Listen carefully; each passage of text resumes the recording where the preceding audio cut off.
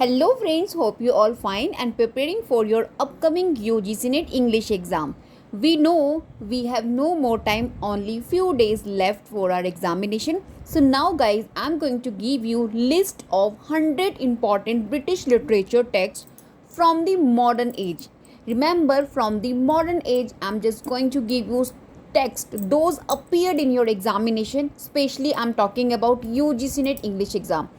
सो guys अगर आप मेरे चैनल पर नए हैं, first of all don't forget to subscribe my channel and please like the video and guys stay connect till the end of this video because this complete list gives you complete solution and revise your concepts that you have prepared past 2 or 3 months.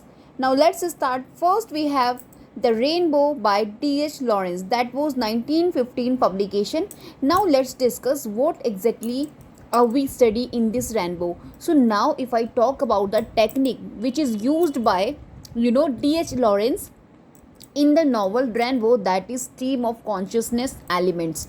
Like stream of consciousness elements आपको इस particular the rainbow में मिल जाएंगे. As well symbolic use यहाँ पे किया गया है of rainbow का, right. And the major themes यहाँ पे आपको sexual awakening, women's struggle, as well generational conflict. This is the major themes, means these are the major themes of this particular The Rainbow. मैं बहुत ज़्यादा facts आपको नहीं बताऊंगी because I have to cover 100 text from the modern literature, or in my previous video I have talked many times regarding these all novels. जितना भी basic facts आपको अपने mind में sustain करके रखना है for your exam point of view, I have told in that particular videos of mine, so there is no need to say again and again same things. Okay, now let's discuss second novel, Women in Love, that is D.H. Lawrence 1920 publication. Now let's revise what is technique ही used. Basically मैं आपको techniques बताऊंगी, जो technique और idea used particular writer to these modern novels जो भी मैं आपके साथ इस लिस्ट में लेकर आई हूँ. Like the woman in love, ये 1920 आपका D.H. लॉरेंस का है, जो कि बेस्ड है, right, which based on the techniques like psycho analysis, symbolic use of nature, psychological analysis as well symbolic use of nature पर बेस्ड टेक्निक है इस पर्टिकुलर वुमेन इन लव में. As well complex relationship as a theme, love versus power, destruction, passion आपको इसमें देखने मिलेगा. Now next we have sons and lovers, D.H. Lawrence. This is again most important and this is based on psychological realism, Oedipus conflict, autobiographical elements. These techniques or idea you find in this the novel Sons and Lovers. and इस particular novel के अंदर आपको mother fixation, industrial society versus nature, class conflicts type of major themes मिल जाएंगी, right. Now next we have A Portrait of the Artist as a Young Man. This is by James Joyce, published 1916. This is most important.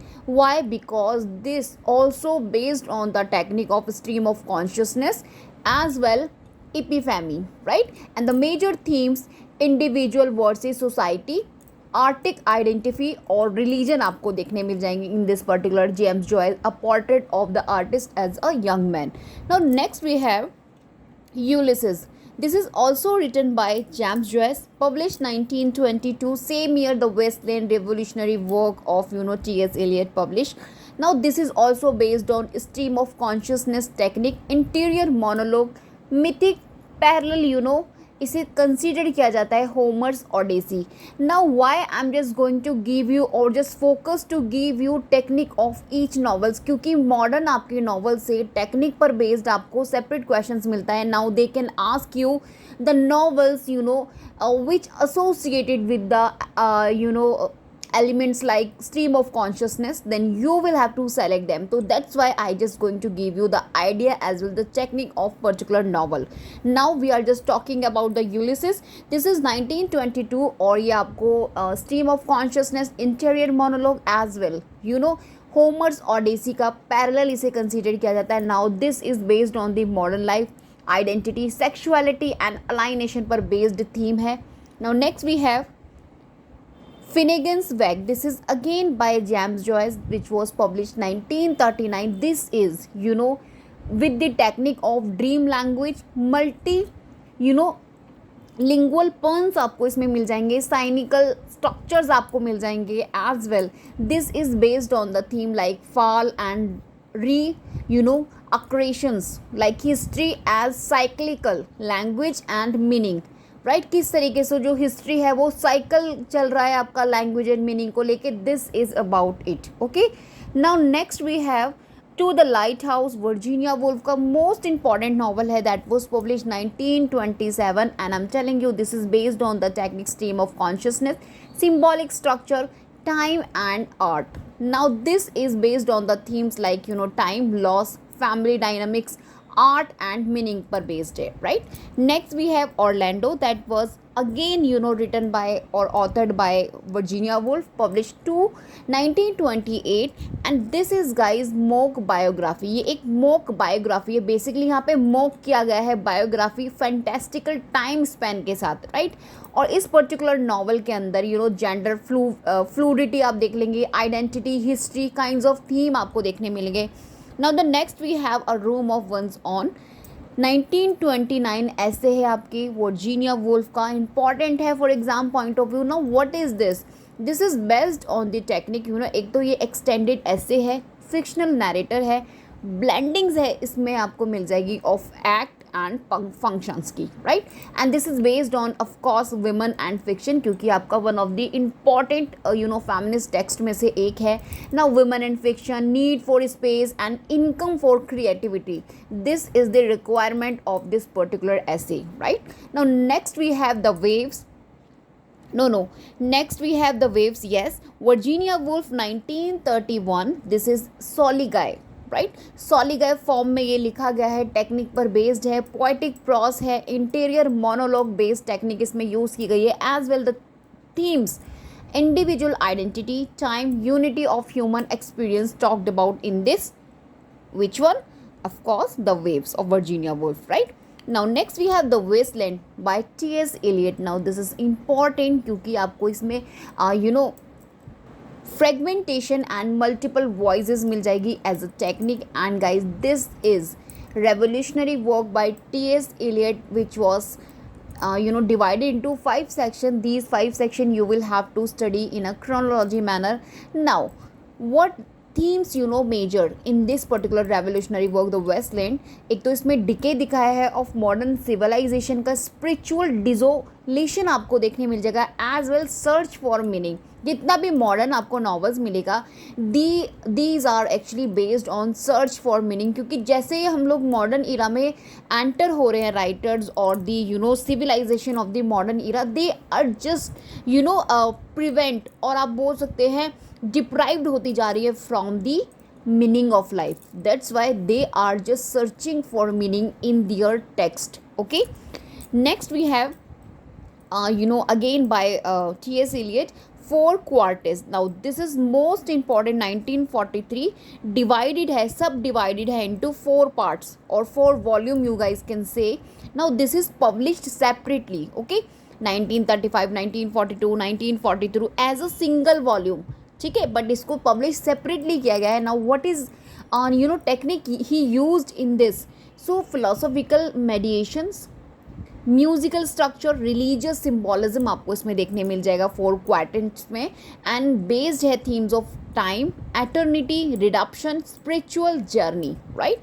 So these are important for exam point of view. अभी मैं जल्दी से आपको quickly revise करा देती हूँ. Stream of consciousness used by, जो आपके क्रिटिक है जिन्होंने यूज़ किया है आपके स्ट्रीम ऑफ कॉन्शियस को, और ऑथर एसोसिएटेड, तो we have James Joyce, Virginia Woolf and William Faulkner, right? So please just keep in your mind. D.H. Lawrence also one of include कर सकते हैं हम in the stream of consciousness technique में. If the question came or appear regarding, then you will have to select more than one from the options. Then this fact is really best for you. Now interior monologue of course used by Joyce, Virginia Woolf and T.S. Eliot. Now mythic method is of course used by James Joyce in Ulysses, T.S. Eliot in the Westland. Okay, symbolism D.H. Lawrence का the rainbow based on the technique, Virginia Woolf का to the light house, और T.S. Elliot का Joyce, और Joyce का आपका Finnegans Wake. ठीक है, please just keep in your mind. Now next we have fragmentation. तो फ्रेगमेंटेशन आपको T.S. इलियट के द वेस्टलैंड में मिल जाएगा, जॉयस के फिनेगन वैक्स में मिल जाएगा. एंड ड्रामेटिक मोनोलॉग इलियट के Prufrock the wasteland, Prufrock and the wasteland, ये जो इनके टू इंपॉर्टेंट वर्क हैं T.S. इलियट के, इन दोनों में आपको टेक्निक्स मिल जाएगी. Dramatic monologue which is dramatic monologue के मास्टर कौन कंसिडर किए जाते हैं? Robert Browning. Right now next देखिए हमारे पास 14 नंबर है the love song of J. Alfred Prufrock T.S. Eliot. This is based on the technique, अभी मैंने आपको फ्रेंड्स बताया, ड्रामेटिक मोनोलॉग. ओके, ये 1950 आपका publication. Now please just remind all the publication year, क्योंकि ये वो सभी टेक्स्ट हैं आपके मॉडर्न एज से, those appeared frequently in your examination. And अगर आपने कुछ भी अभी स्टडी नहीं किया है, और if you have done your study for your exam point of view, even then you will have to just mug up all the text जो भी मैंने include किए in this particular list. और guys, if you are willing to have such notes in your hands in a paper forms, then you will have to join the membership of my channel. It is not a very much आपको पे नहीं करना पड़ेगा, only आप बोल सकते हो affordable price में आपको मिल जाएगा guys, but really worth for you all. अगर आपके हैंड में ये पेपर है, if you have these papers, और आप उन्हें रिवाइज दे रहे हैं, रिवीजन करें, in fact before a day of your examination अगर आप इन सभी को रिवाइज कर लेते हैं, और at least you guys can just go through at least once, तो आप अगर एग्जाम में क्वेश्चंस आप देखेंगे तो आपका माइंड जम्बल्ड अप नहीं होगा. You will not goes towards the anxiety.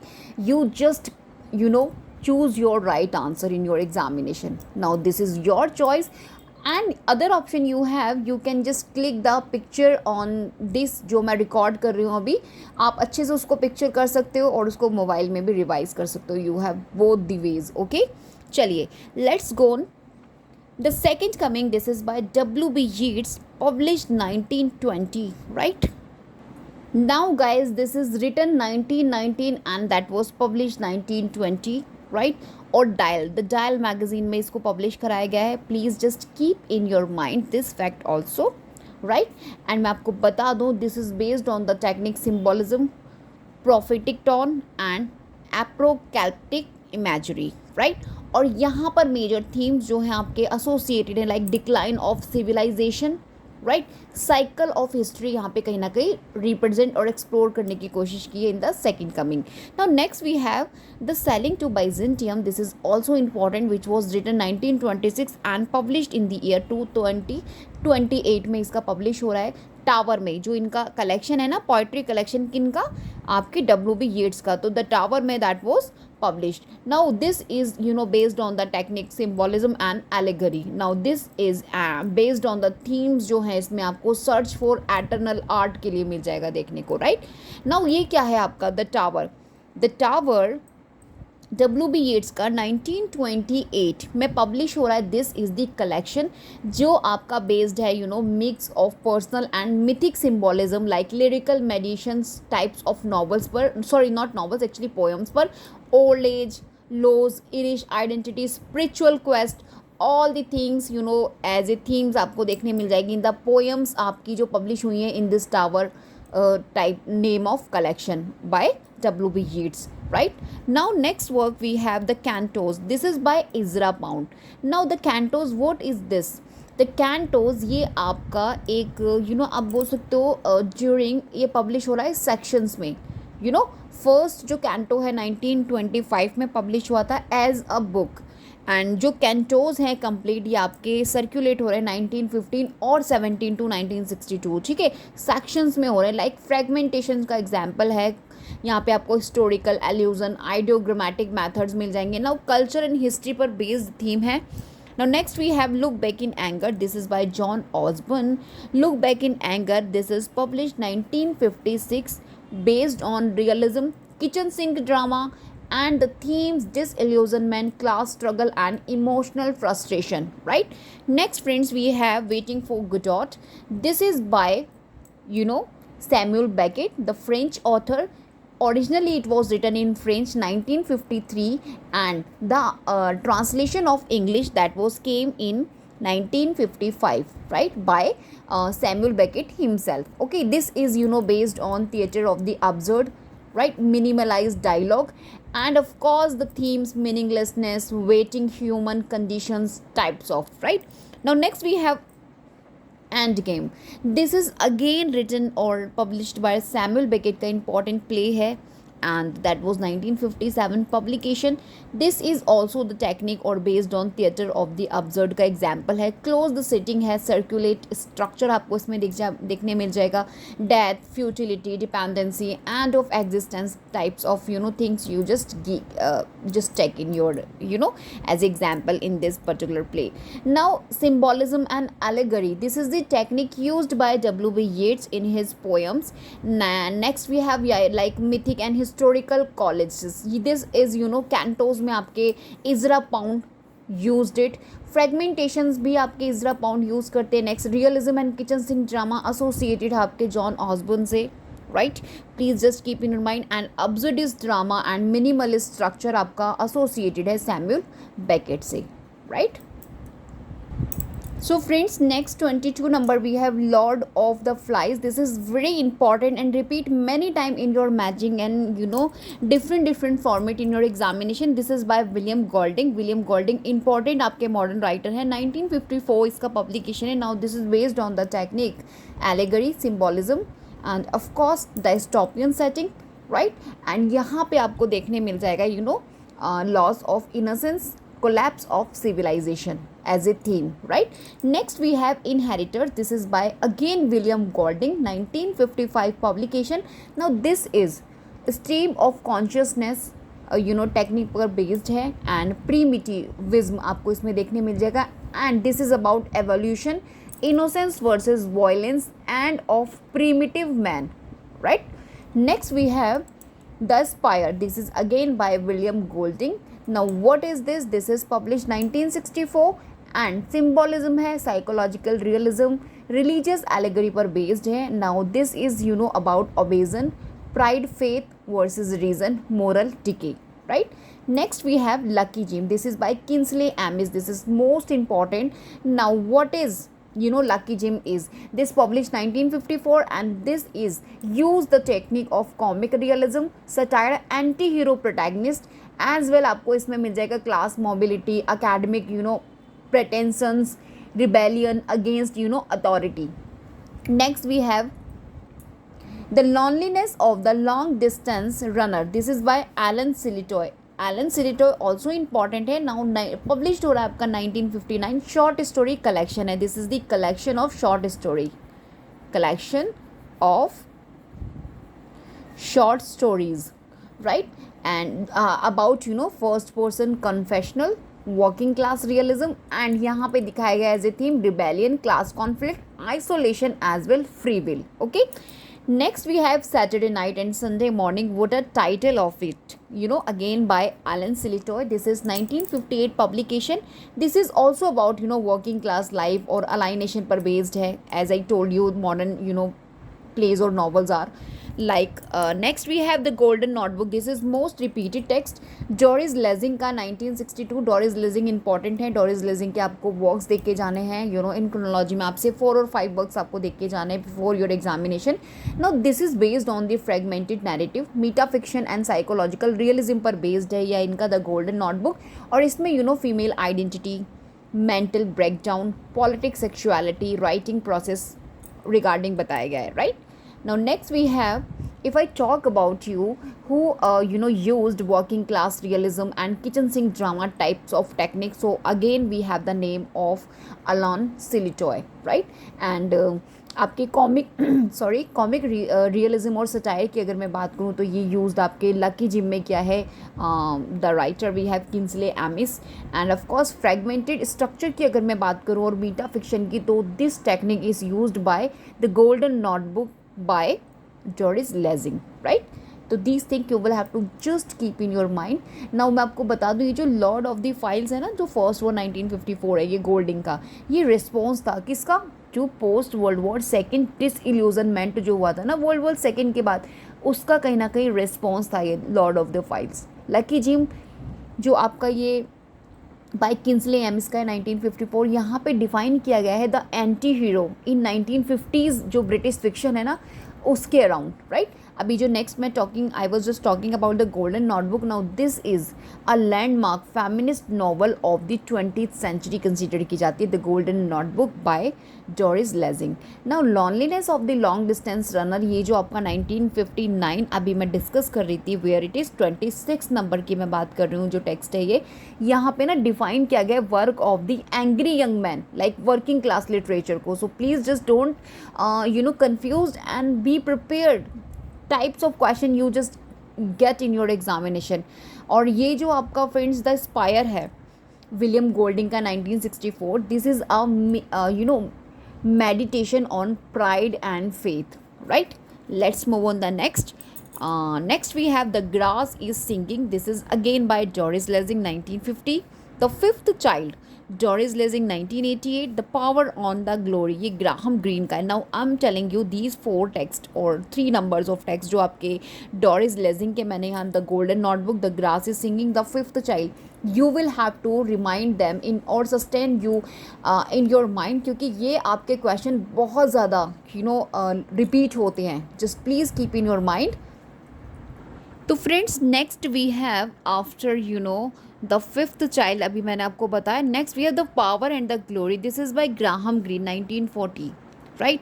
This is important because based है आपका technique of Catholic novel, anti hero, right, and interior conflict. Now this is about the faith under persecution, right, and the sin and redemption. Now the next we have The Heart of the Matter. This is again by Graham Greene 1948 publication. This is based on psychological realism, Catholic guilt पर based है, moral dilemma, duty versus passion, guilt, damnation आपको देखने मिल जाएगा। Now a burnt out case, this is again by Graham Greene 1960 publication. This is existential and psychological novel जहां आपको दिखाया गया faith and loss, meaninglessness, disillusionment, right. Next we have Brighton Rock. Brighton Rock guys 1938 आपका publication है, Graham green का है। ये आपका अबाउट है क्राइम नॉवल फॉर्म, ठीक है, क्राइम नॉवल फॉर्म है, कैथोलिक मोरल एलेगरी है। इनफैक्ट इस नॉवल के अंदर आपको देखने मिलेगा good versus evil, sin, violence. तो these types of common themes आपको ग्राहम ग्रीन की नॉवेल्स में मिल जाएगा।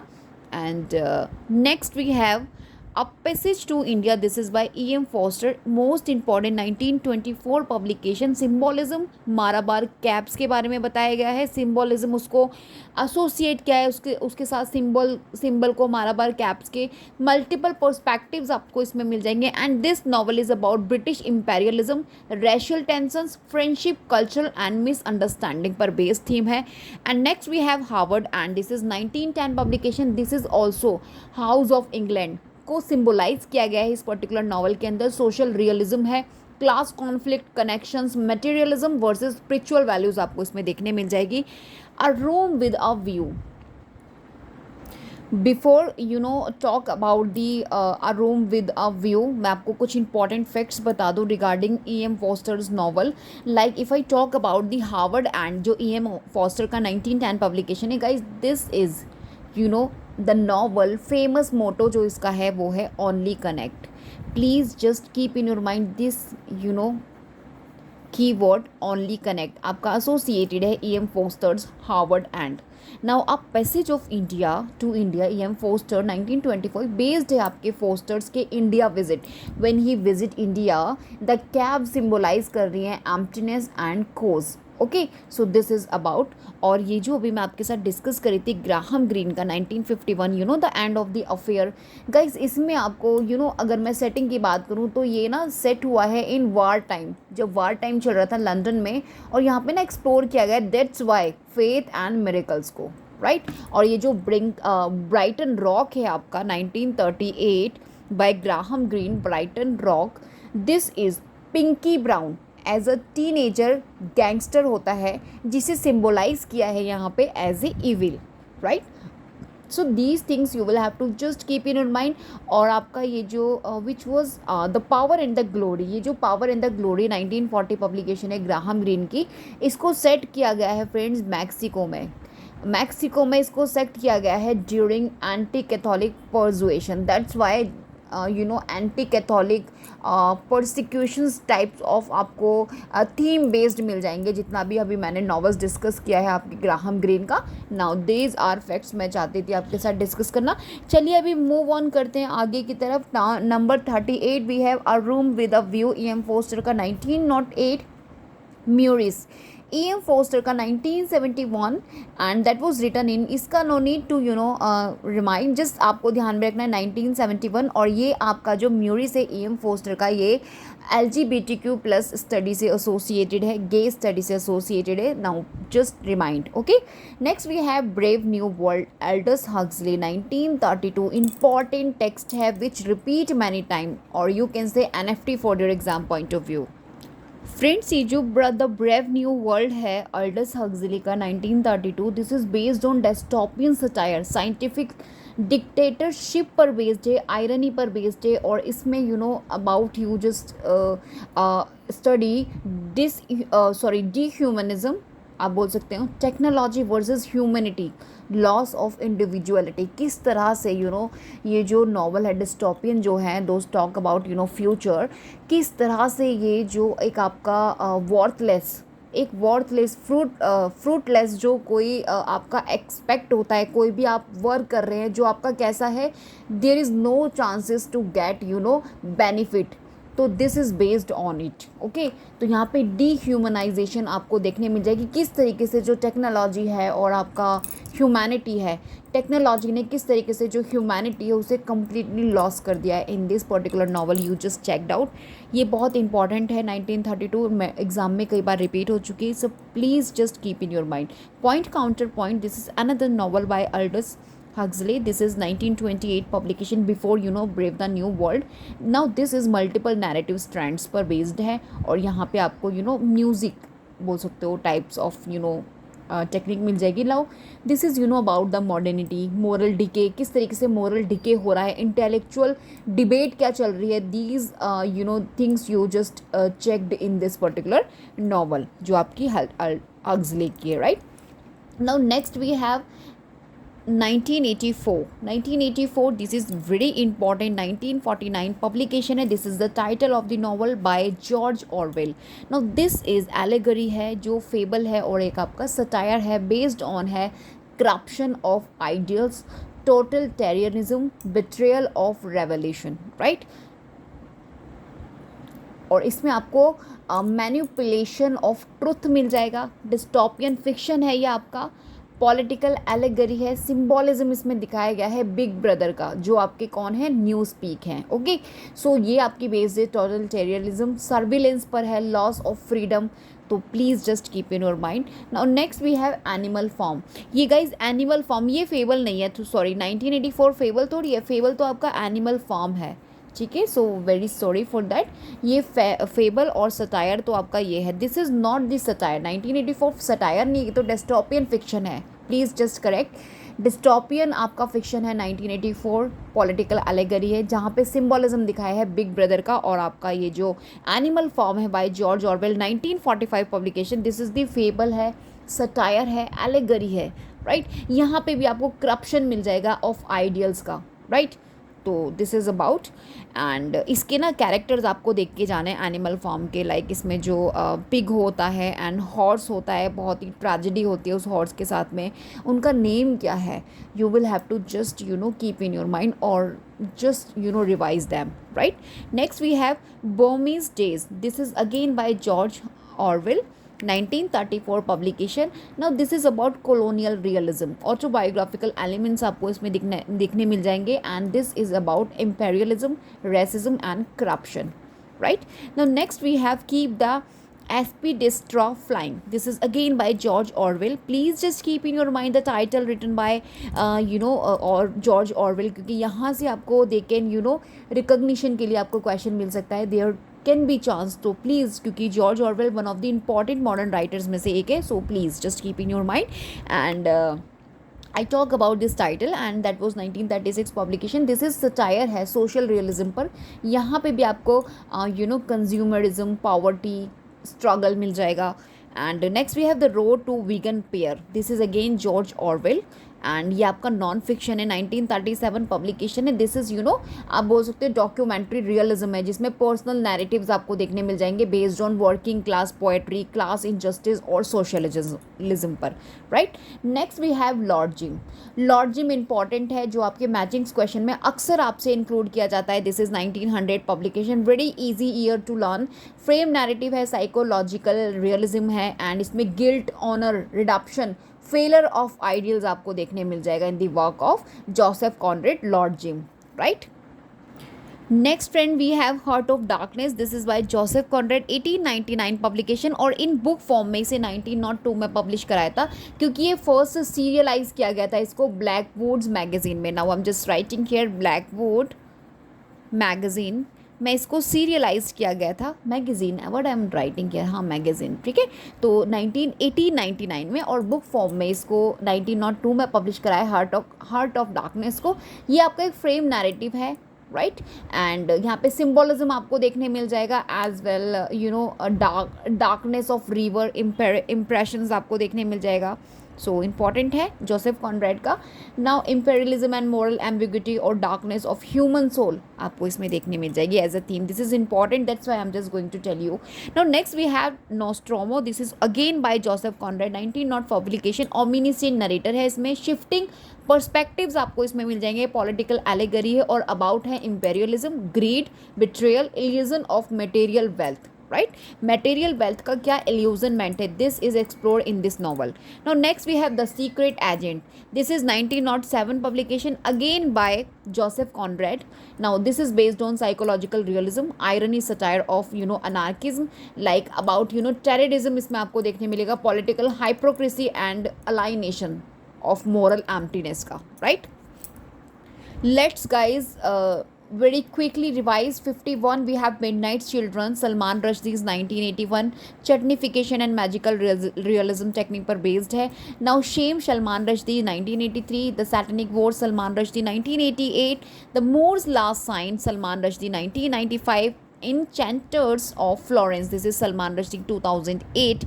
Now these all title you will have to just keep in your mind, because most important for exam point of view, in different format you can just visit in your examination. Right. Next we have The Remains of the Day. This is important by Kazuo Ishiguro, 1989.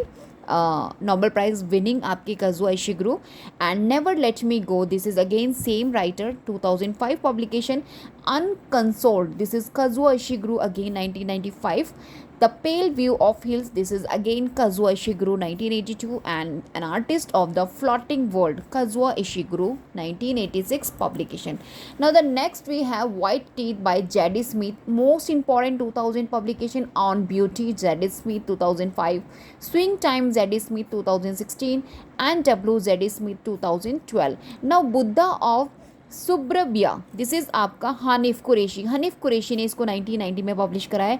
ये जितने भी modern text मैं आपके साथ discuss कर रही हूँ, trust me, ये वो टेक्स्ट हैं जो जब आपको एग्जाम में पूछे जाते हैं, you just see in your mind कि these text are coming from where, you don't know कि कहाँ से आ रहे हैं. ठीक है. तो इन सभी को प्लीज़ रिवाइज़ कर लेना. हम इनको ज़्यादा रिवाइज़ नहीं करते. In fact we don't give attention towards these modern text. तो इन सभी को आपको लाइक हनीफ कुरैशी के हो गए, ज़ैडी स्मिथ के हो गए, जैसे आपके सलमान रश्दी और आपके काजुओ इशिगुरो, और अभी जितने भी पीछे मैंने अभी डिस्कस किए लाइक हार्ट ऑफ डार्कनेस हो गया और आपका E.M. फॉस्टर्स के, तो ये सब तो हम लोगों को पता होते हैं. बट इन सभी को भी आपको इंक्लूड करना इन योर नोट्स अगर आपको JRF चाहिए तो. Okay. Now next we have intimacy. This is Hanif के द्वारा लिखा गया है. This is 98 publication. The black album again Hanif Kureishi. The white tiger Aravind Adiga 2008. And the sea John Banville 2005. Atonement Ian McEwan, of course most important है ये आपके 2001 पब्लिकेशन और आपके एम्स्टर्डम इयान मैकीवान का है. सैटरडे इयान मैकीवान का वर्क है. एंड आपके nutshell, this is again by Ian McEwan. Now enduring love again Ian McEwan, the child in time Ian McEwan. देखिए इनके जितना भी इंपॉर्टेंट मेजर वर्क्स हैं I have included in this list. Now position A S bat important है, यहाँ से आपको magics में कई बार इसको इस टाइटल को दिया हुआ है। Angels and insects A S Byatt का है। The children's book again A S Byatt. Cloud Atlas David Mitchell. Black Swan Green David Mitchell. The Bone Clocks David Mitchell. So friends, 82 The Thousand Autumn of Jacob de Zoet. This is by David Mitchell 2010। ये most recently repeated works हैं आपके modern आप बोल सकते हो from the British literature. The line of beauty Alan Hollinghurst 2004। The stranger's child Alan Hollinghurst का 2011। The swimming pool library this is Alan again 1988। The night watch Sarah Waters 2006। Finnegar Smith, Sarah Waters 2002, Tipping the Velvet, Sarah Waters, The Paying Guest, Sarah Waters 2014, The Light Between Ocean, Emil Steinman, right? Stedman, Girl, Women, Other, Bernardine, Evastro, this is आपका किसने लिखा है 2019 में Bernardine इवास्ट्रो ने। Girl woman other right. Mr Loverman this is again by Evaristo 2013। Lara Ivarsito 1997, Small Island, Andrea Levy 2004, The Long Song, Andrea Levy, Almet, Fiona Mosley 2017, Shuggy Bain, Douglas Stewart 2020, Promise, Jorman Galgut, Case Study, Graham McRae Burnett 2021, and last number 100 we have The Bee Sting. This is by Paul Murray 2023, very recent publication. तो मैंने जितने भी अभी आपको British literature से modern text की complete list of 100 text की provide की है। अगर आप विलिंग है तो you can join the membership और avail these all notes in PDF forms. And guys we will meet in next video. मैं भी और आपसे इसी तरीके से मैं जो क्लासिकल टेक्स्ट हैं आपके ब्रिटिश लिटरेचर के उस पर वीडियो बनाऊंगी। May be next I will upload same topic which I just describe now. तो आपको बहुत हेल्प करेगा, ये सभी पेपर्स को रिवाइज़ कीजिएगा और ट्रस्ट मी यहाँ से बाहर आपको कोई एग्जाम में क्वेश्चन नहीं मिलने वाला, इस चीज़ के लिए आप श्योर हो जाना राइट।